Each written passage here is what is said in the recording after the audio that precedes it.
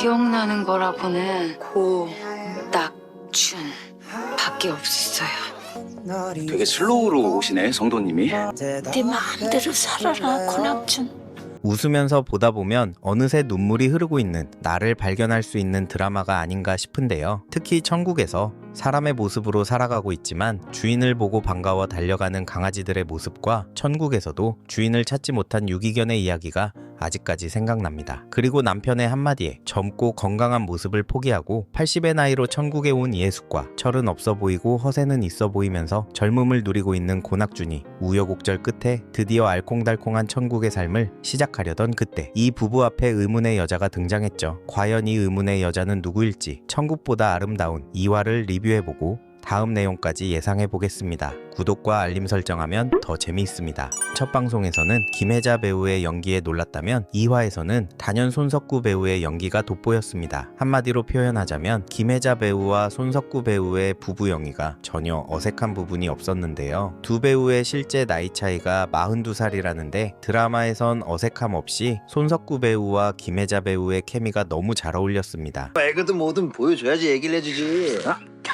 그래서 앞으로 이 드라마가 더 기대가 되는 것이죠. 천국보다 아름다운 2화의 초반부는 이해숙의 천국 적응기라고 할 수 있는데요. 이해숙은 이승에서 남편이 한 말 때문에 80이라는 노인의 모습으로 지내게 된 상태에서 혼자 젊어진 고낙준에게 서운해합니다. 게다가 한편으로는 자신이 천국에 와도 되는 사람인지 확신이 없는 상태이기 때문에 천국 생활이 그닥 마음에 들지 않고 있죠. 이렇게 이해숙이 혼란스러워하는 상황에서 고낙준은 천국에서 이해숙을 만나 그저 좋아합니다. 그동안 자신이 준비한 것들을 보여주며 혼자 들떠있는데요. 난로 옆에서 뜨개질이 하고 싶어 이승에서 얘기했던 흔들의자를 직접 만들었다고 자랑하고 여느 부부들처럼 같이 등산 가기 위해 준비해둔 등산 장비를 소개하기도 하죠. 이해숙의 마음을 아는지 모르는지 하루 종일 신이 난 모습입니다. 그리고 이 부부 사이에는 또 다른 누군가가 있는데요. 바로 천국에 있는 80대 이상 노인들에게 주어지는 마음을 대신 말해주는 내레이션 버튼입니다. 밖으로 직접 꺼낼 수 없는 이해숙의 마음속 말을 대신 해주는 이 버튼이 고낙준이 이해숙을 위해 어떤 행동을 할 때마다 불쑥불쑥 나타나 두 사람 사이에 알 수 없는 벽을 놓습니다. 엄청 잘 어울리네. 엄마와 아들.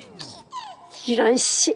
이게 무슨 소리야? 결국 이해숙은 마음에 있던 응어리들이 폭발했고 폭발한 이해숙을 위로하는 고낙준은 하는 말마다 실수를 하는데요. 이를 만회하기 위해 고낙준은 이해숙을 데리고 천국 주민센터에 들려 이해숙의 나이를 다시 젊어지게 바꿔달라고 합니다. 하지만 천국에 들어올 때 이미 고지된 것처럼 한번 정한 나이를 다시 젊어지게 할 수 없다고 하자 이해숙은 또 다른 제안을 합니다. 이 사람을 나만큼 늙게 바꾸는 건 돼요?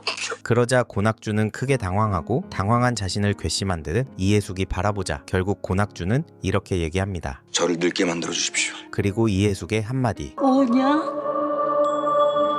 그리고 역시 2화에서도 슬픈 포인트가 몇 군데 있었는데요. 혹시 반려견이나 반려묘, 반려동물을 키우시는 분들이라면 이번 천국보다 아름다운 2화를 보면서 펑펑 울지 않았을까 싶습니다. 반려동물을 키우지 않는 제가 봐도 눈물이 핑 돌았을 정도였으니까요. 천국지원센터 오리엔테이션 두 번째 날에 참석한 이해숙은 오리엔테이션엔 참석하지 않고 자신과 같이 나이가 있어 보이는 사람들 무리를 따라갑니다. 그런데 그 무리의 정체는 이승에서 사람이 아닌 강아지로 살았었고 먼저 천국에 와 주인을 기다리던 사람들이었죠. 그리고 그날은 마침 주인이 천국으로 와서 오랜만에 상봉하는 날이었습니다. 사람들과 같이 강아지들도 저마다의 사연을 가지고 있었고 사연 하나하나가 감동과 슬픔이 있었습니다. 혹시 궁금하신 분들은 꼭 다시 보시길 추천드리며 설명란에 다시 보기 링크를 남겨두었습니다. 2화 후반부에는 서로 가까워질 수 없을 것 같던 고낙준과 이해숙이 서로를 이해하는 계기가 나오는데요. 주민센터에서 집으로 돌아오는 길에 고낙준은 이해숙에게 고백합니다. 시장에서 삿대질을 당하고 구정물을 맞는 일수를 한다는 사실을 요양사를 통해 알게 됐지만 다리를 다쳐 아무것도 못해주기 때문에 모른 척을 했다며 미안하다고 하죠. 그러면서 이렇게 빌었다고 하죠. 마누라 고생 그만 시키고 그냥 얼른 죽게 해달라고 매일같이 빌었는데. 그러나 이해숙은 그런 고낙준의 마음을 이해하며 오히려 위로를 해주고 그제서야 자신이 천국에 왔음을 느끼게 됩니다. 여기 천국 맞네. 그렇게 서로 더 가까워진 채로 집으로 도착했는데 이 두 부부에게 또 다른 시련이 기다리고 있었습니다. 결국 이해숙은 고낙준에게 또다시 폭발합니다. 내 편이야? 누구 편이야? 남 편이었다. 지하철에서 내리는 순간부터 하얗게 잊어버렸어요. 두 사람의 사이를 다시 멀어지게 만든 건 고낙준을 찾아온 한 여자입니다. 자기 자신의 이름까지 기억 못할 정도로 모든 기억을 잃었지만 딱 하나 기억하는 게 있었는데요. 기억나는 거라고는 고낙준. 그래서 고낙준을 찾아왔던 것이었죠. 그렇게 한 집에서 지내게 된 여자에게 고낙준은 이름까지 지어줬습니다. 저 이름 생겼어요. 소미. 자기 자신도 누군지 모르는 솜이라는 여자를 혹시 고낙준은 알고도 모르는 척을 하고 있는 걸까요? 아니면 원래 낯선 이들에게도 친절한 걸까요? 하지만 이런 고낙준의 행동은 이해숙의 분노만 키우는 결과를 낳게 되는데요. 그 사이 이름까지 지어줬냐? 그리고 이해숙은 고낙준에게 경고를 날립니다. 나 교화소 갔다 돌아왔을 때 저 애가 내 눈에 안 보이길 바래.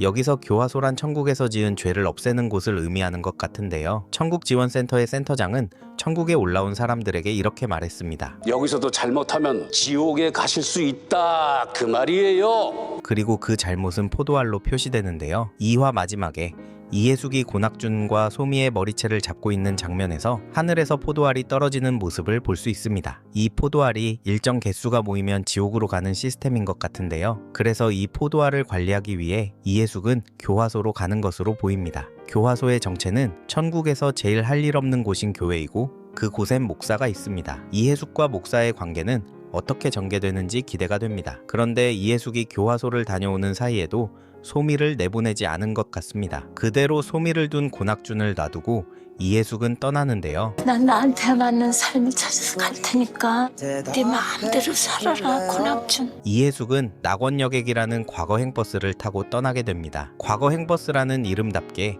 이해숙의 과거를 여행할 것 같은데요. 2차 티저 영상 중에서 이 버스를 타고 이해숙이 젊어진 엄마를 만나는 장면도 있었습니다. 그런데 솜이라는 인물은 과연 누구일까요? 천국보다 아름다운이 방영되기 전엔 솜이라는 인물은 이해숙과 고낙준이 키우던 고양이 소냐라고 생각했지만 소냐는 이미 이해숙 앞에 나타났었죠. 소냐? 왜 이렇게 못 알아봐? 그럼 사장님을 만나러 가겠다고 뛰쳐나간 이영애가 천국으로 온 것일까요? 나 사장님 만나러 갈게요.